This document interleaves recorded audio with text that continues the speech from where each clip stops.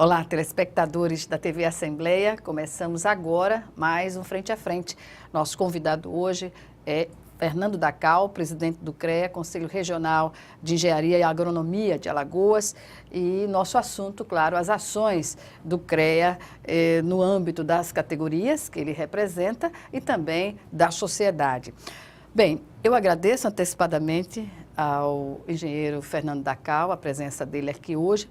O senhor assumiu a presidência do CREA em janeiro de 2015 e com o compromisso de colocar a instituição para atuar em defesa dos engenheiros, agrônomos, geólogos, geógrafos, meteorologistas, técnicos e tecnólogos e na colaboração para o desenvolvimento do estado de Alagoas.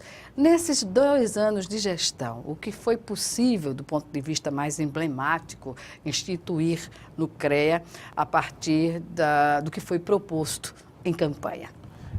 Primeiramente, Gorete, é um prazer voltar aqui e eu diria que recuperar a credibilidade do CREA e a imagem e a valorização profissional. Isso aí nós entramos de cabeça nesses 2 anos e eu acho que o CREA hoje está mais com a imagem mais valorizada e o profissional da engenharia também.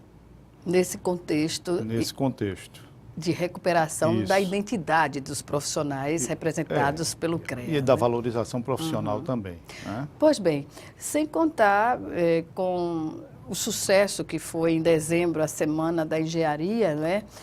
Na comemoração do Dia do Engenheiro, foi resgatado o que, de fato, a partir dessa ação do CREA? Essa última agora foi a segunda que nós fizemos. Então, nesse trabalho de melhorar a imagem, nesse trabalho de valorização profissional, nós tentamos resgatar grandes profissionais da história da engenharia de Alagoas. Né? Fizemos a primeira, ainda um pouco acanhada, mas já foi um sucesso. Essa agora, nós ampliamos as homenagens e já estamos fazendo com que os engenheiros, principalmente os mais jovens, conheçam os velhos professores, daqueles que formaram os professores dele, conheça como é que a Faculdade de Engenharia foi criada em Alagoas, que nós homenageamos os 9 fundadores da Faculdade de Engenharia da UFAL esse ano, a família, né? Instituímos esse ano o Livro do Mérito, que é justamente para homenagear aqueles que fizeram pela Engenharia Alagoas e já se foram. E fizemos as mesmas homenagens que fizemos no primeiro ano, mas com um novo encorpamento, o pessoal já aderindo mais, as famílias, graças a Deus, agradecendo e elogiando muito. Em tempos de recessão, o senhor tem dito que a crise está aí, mas há como enfrentá-la de uma forma positiva. E tem uma frase que está contida no artigo, inclusive, que o senhor publicou, não é? Na Gazeta de Alagoas, que diz que a nossa união é quem vai reconstruir o progresso. Nesse contexto da crise no país, né, as construtoras foram frontalmente abaladas com a Operação Lava Jato no país inteiro. Essa situação replica nos estados a partir do momento em que grandes corporações foram atingidas pela Operação Lava Jato. Qual é a preocupação aqui em Alagoas? Qual é o desdobramento que se tem dessa crise com a operação e o mercado local? A situação que o país está passando hoje, principalmente em termos da engenharia, é que nós iniciamos esse processo todo da Lava Jato só se prendendo empresários, né? Afetando as maiores empresas do Brasil e grandes mundialmente. E nós todos sabemos que corrupção tem os corruptores e tem os corruptos, então, os corruptores e os corruptos. Né? Que não acontece sem a participação também do agente público. Claro, né? Eu tenho dito, eu sou dirigente também do Sinduscon, que parcela da culpa do que está acontecendo é nossa, de empresários que concordam, às vezes, com certas regras de jogo que não são legais. Mas, veja bem, até um certo momento nós só tínhamos empresários. Que você prenda empresário corrupto, tudo bem, mas que você tire do mercado empresas que têm um acervo técnico, como as que estão envolvidas nesse processo, é muito perigoso. Até porque está se abrindo e se tem, a nível de Senado, um estudo de uma assessoria parlamentar do Senado, tentando abrir o mercado para empresas e profissionais estrangeiros sem que passe por uma habilitação dos conselhos profissionais, como os nossos profissionais e as nossas empresas passam. Então isso é um perigo, porque você vai abrir mercado para o estrangeiro quando o país nosso já é um país que necessita de mais emprego, de mais empresas. Então, eu vejo a preocupação com a recessão grande. Agora, a crise também não é tão grande, que a prova é que nós estamos sobrevivendo. Aqui em Alagoas, a maioria das empresas que estão no mercado imobiliário estão em dificuldade, mas estão conseguindo sobreviver. Até algumas que passaram dificuldades mais sérias estão se recuperando através de recuperação judicial. O que a gente vê agora para janeiro, que a gente já esperava, é que no segundo semestre de 2017 o mercado comece a reaquecer. E tem que ser rápido, porque senão nós vamos, quando voltarmos, vamos ter preço que o povo não vai poder pagar. Vai ter oferta, mas não vai ter como. Por falta de oferta. Que a gente já passou um ano praticamente sem lançamentos, em termos de mercado imobiliário. Precisamos rever a parte de obras públicas. Aí o Congresso já está vendo uma nova lei de licitação, porque essa lei de 93, a gente sabe que foi uma lei que foi feita para pegar ladrão. E hoje o que temos de obra parada está dando mais prejuízo do que o que se perdia com isso. O efeito, né, o impacto da Operação Lava Jato na construção, no setor da construção no Brasil, foi algo muito forte. Mas há de se observar que a reestruturação dessas empresas, deve acontecer e para normalizar o mercado. Na verdade, vai depender do desfecho dessa operação, né? O problema, quando você atinge uma empresa como a Petrobras e essas grandes que estavam ali para prestar serviço, você tem uma série de outras empresas que terceirizam serviços com essas que estão... O efeito dominó, na verdade, né? Isso aí, Gorete. E isso afeta no nível de emprego. O que acontece? Nós tivemos um boom com aquela época do Minha Casa Minha Vida e tal, naquele aula, e que as escolas de engenharia começaram a mandar mais profissionais para o mercado. E que começaram a sair numa hora que o mercado entrou em recessão. Exatamente. Em relação às ações do CREA, eu observei que o CREA firmou um convênio com o Ministério Público Federal que facilita a busca de informações no setor sobre todos os aspectos, mas qual foi o objetivo maior da busca desse convênio? O convênio é de troca de informações. É importante para ele porque ele tem informações dos profissionais das empresas que ele tem no mercado. E nós precisamos saber, foi até com o TCU que nós firmamos um convênio, com o Ministério Público Federal também. Mas o importante é saber o seguinte, que às vezes a gente vê na mídia notícias e que às vezes não é a realidade. Não condiz com a realidade. Principalmente quando se fala em superfaturamento de obra.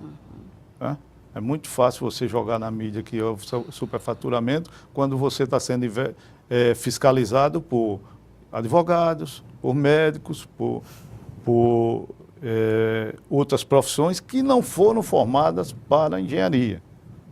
Porque hoje, com o advento do auditor fiscal, qualquer um pode passar no concurso e ser auditor fiscal. Concursado, né? Certo? Então, depois que é investigado, não se volta para a população para dizer que não houve superfaturamento. Então, nós estamos analisando mesmo lá ainda as obras, um relatório das obras do Canal do Sertão, que deu um superfaturamento, de um prejuízo de 100 milhões, que já vai, eu acho, em 30. São 70 milhões que não era... Que não constituía superfaturamento. Então, isso aí precisa vir para a população e dizer, não, nós erramos. Então, hoje o país é um país da fiscalização, é um país, você está sendo um Big Brother. E pior que não temos só profissionais da área fiscalizando.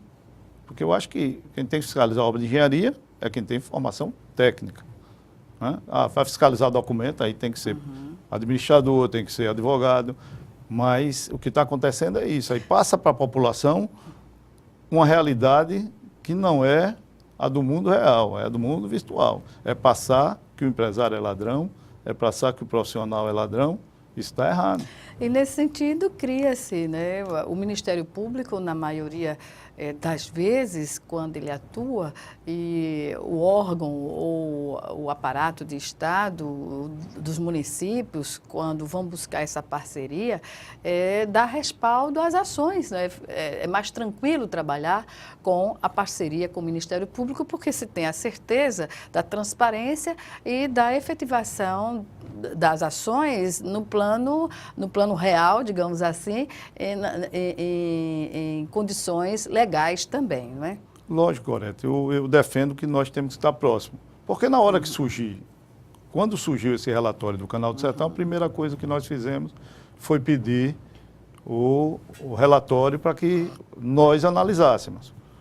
O que veio está sendo, não está dando para concluir o trabalho. Então, nós estamos agora para pedir que venha todo o processo para que a gente analise. Mas não é analisar para... a ideia do Conselho é o quê? Houve superfaturamento? Houve. De quem é a culpa? É do gestor, do contratante ou do contratado? E aí nós tomamos uma posição de encaminhar à comissão de ética aqueles verdadeiros culpados. Se não houve, a gente esclarecer à sociedade que aquilo não condiz com a realidade.